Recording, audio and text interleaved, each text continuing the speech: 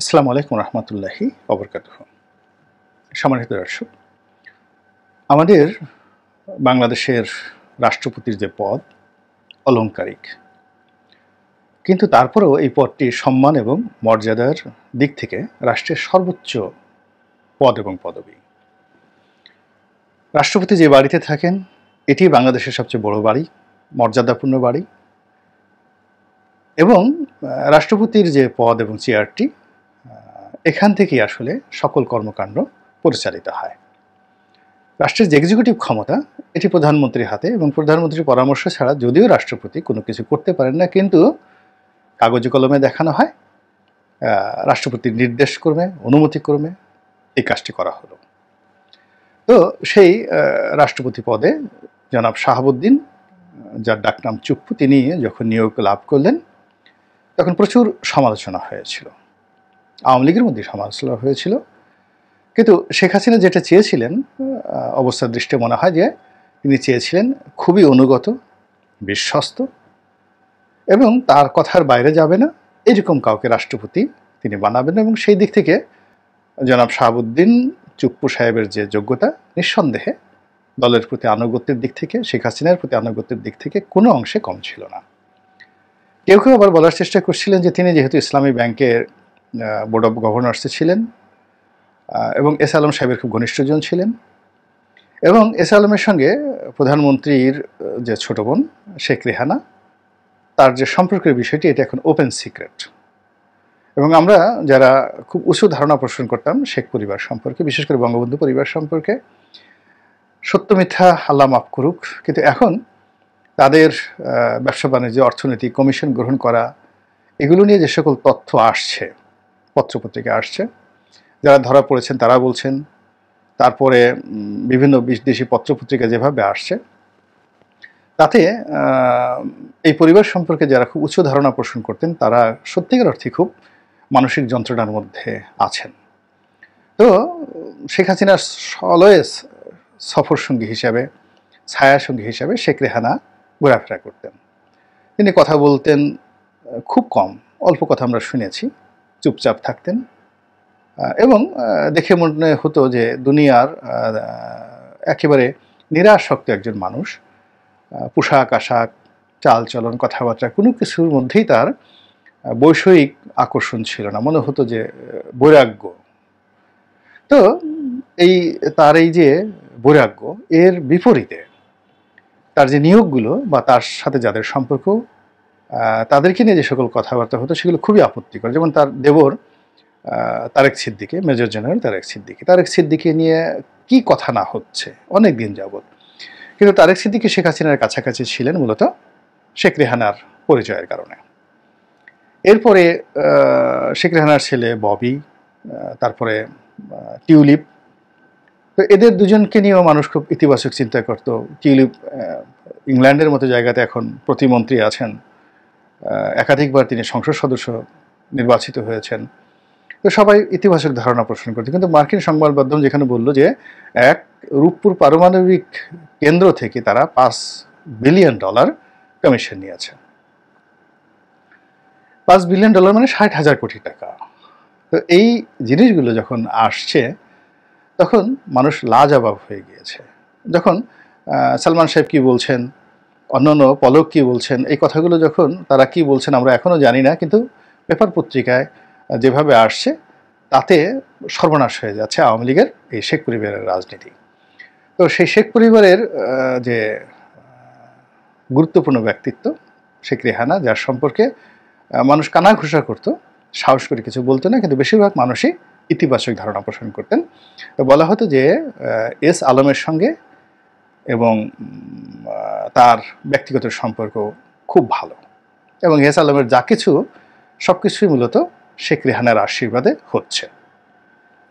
তো সেই এস আলমের যে একজন কর্মকর্তা, তিনি যখন বাংলাদেশের রাষ্ট্রপতি হয়ে গেলেন তখন সবাই বললেন সুবহানাল্লাহ, শেখ রেহানার কত ক্ষমতা যে তার ইঙ্গিতে এস আলমের একজন কর্মকর্তা দেশের রাষ্ট্রপতি হয়ে যান। তো যা হোক, সেই রাষ্ট্রপতি যখন হলেন তার ডাকনাম চুপ্পু। আমাদের দেশের চুপ্পু নামটি একটা ছেলেমেয়ে নাম, যায় না। একটা সময় তিনি চুপ্পু নামে নিজেকে পরিচয় দিতেন, কিন্তু পরবর্তীতে দেখা গেল যে যিনি যখন রাষ্ট্রপতি হলেন এই নামটি অমিট করে তিনি শাহাবুদ্দিন নামটিকে গ্রহণ করলেন, তার যে মূল নাম। আগের যে জাস্টিস শাহাবুদ্দিন ছিলেন, তো সেই নামের সাথে তাল মিলিয়ে তিনি শাহাবুদ্দিন নামটিকে মার্কেট করলেন, এবং আমরা এখন তাকে শাহাবুদ্দিন নামই আওয়ামী লীগ আমলে বলতাম, কিন্তু এখন আবার আওয়ামী লীগের পতনের পর তাকে সবাই চুপ্পু বলার চেষ্টা করছেন। এখন বাংলাদেশে যে রাজনৈতিক শূন্যতা, সেই শূন্যতা ডেপুটি স্পিকার নেই, স্পিকার শিরীন শারমিন চৌধুরী পদত্যাগ করেছেন, আর সংবিধান বলতে এখন যা আছে সেটা ভায়োলেশন হয়েছে, এবং যারা এই সংবিধান যদি মানেন তাহলে এই সংবিধান ভায়োলেশনের দায়ে তাদের সবারই মৃত্যুদণ্ড হবে, এতে কোনো সন্দেহ নেই যদি আপনি সংবিধান মানেন। এর কারণ হলো আন্দোলন, ক্ষমতা গ্রহণ, যা কিছু কোনোটাই সংবিধান মেনে হয়নি।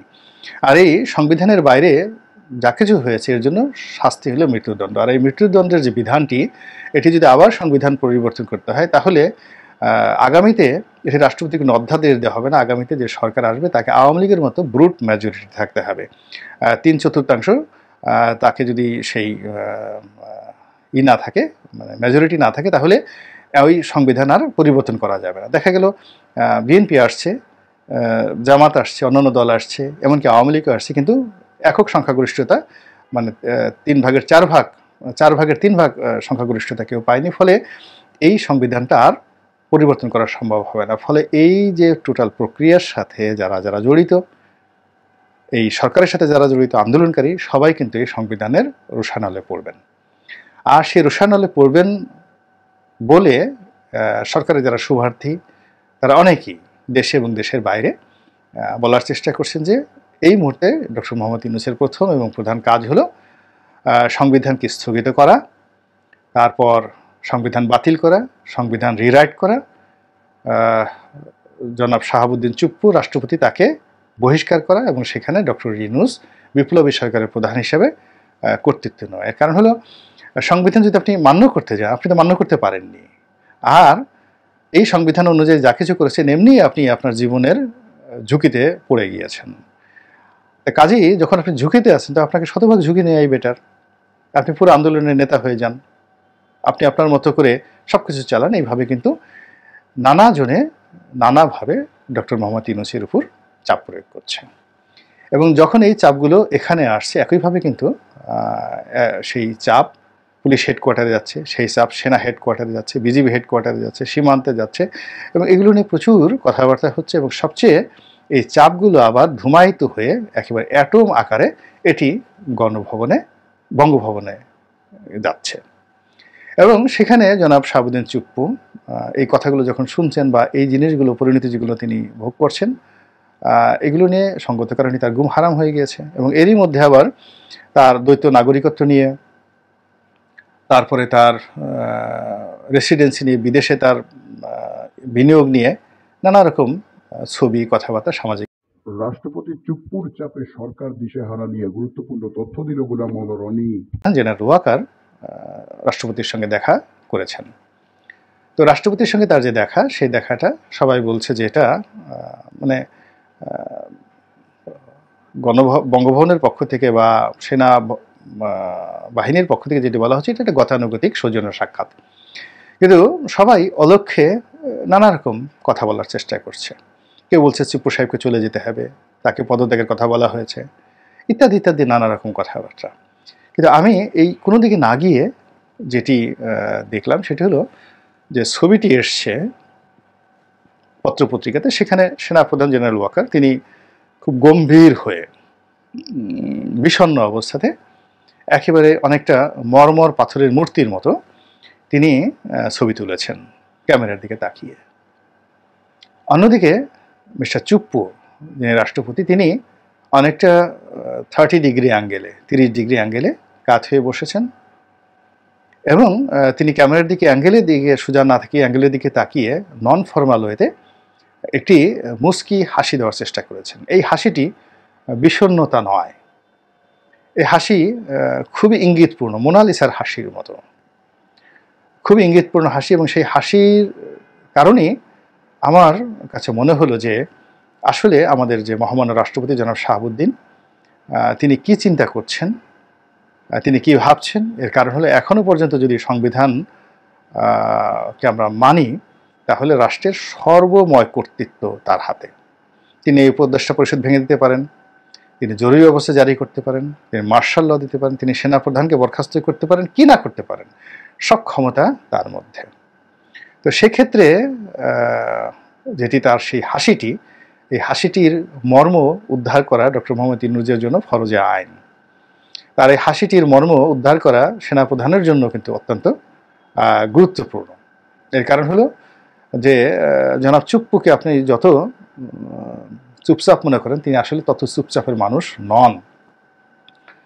তিনি জেলখাটা মানুষ, সাহসী মানুষ, রাজনীতি করা মানুষ। তিনি বঙ্গবন্ধু হত্যাকাণ্ডের পর বিদ্রোহ করেছিলেন এবং 15 আগস্টের পরে এই কারণে তিনি জেলে গিয়েছিলেন। তো সেই মানুষটি সেখানে বসে বসে তিনি অন্য আওয়ামী লীগ নেতাদের মতো সারাদিন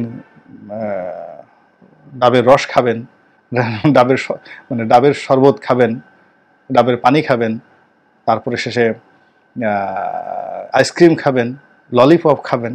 I do not think so. 2 নম্বর হলো যে তিনি একজন ডিস্ট্রিক্ট জাজ ছিলেন।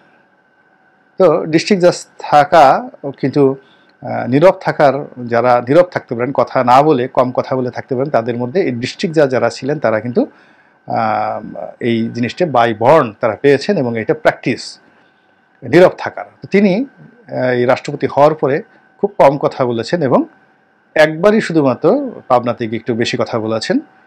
এছাড়া পুরো সময়টিতে তিনি নীরব থেকেছেন। এই তার এই নীরব থাকা। 3 নম্বর হলো যে তিনি দুর্নীতি দমন কমিশনার তদন্ত ছিলেন, সবচেয়ে চেয়ারম্যানের চেয়ে গুরুত্বপূর্ণ পদ এটি। এবং পুরো আওয়ামী লীগের জমানাতে তিনি 2 হাতে খেলেছেন। বাংলাদেশের যত দুর্নীতিবাজ, কার শরীরে কতটা পশম আছে, কার কতটুকু ওজন আছে, কে কতটা লাভ হতে পারে, কে কতটা সৎ, এই পুরো জিনিসটি তিনি দেখেছেন দুর্নীতি দমন কমিশনার হিসেবে। তারপর তিনি দেখেছেন তার যে বিচার শক্তি, সেই মেধাযোগ্যতা দিয়ে, তার যে রাজনৈতিক প্রজ্ঞা, যোগ্যতা, সাহস, সবগুলো মিলিয়ে।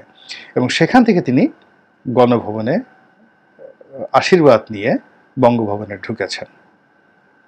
তো অনেকগুলো যোগ্যতা, গণভবনের আশীর্বাদ নিয়ে বঙ্গভবনে ঢোকাটা এত সোজা জিনিস নয়।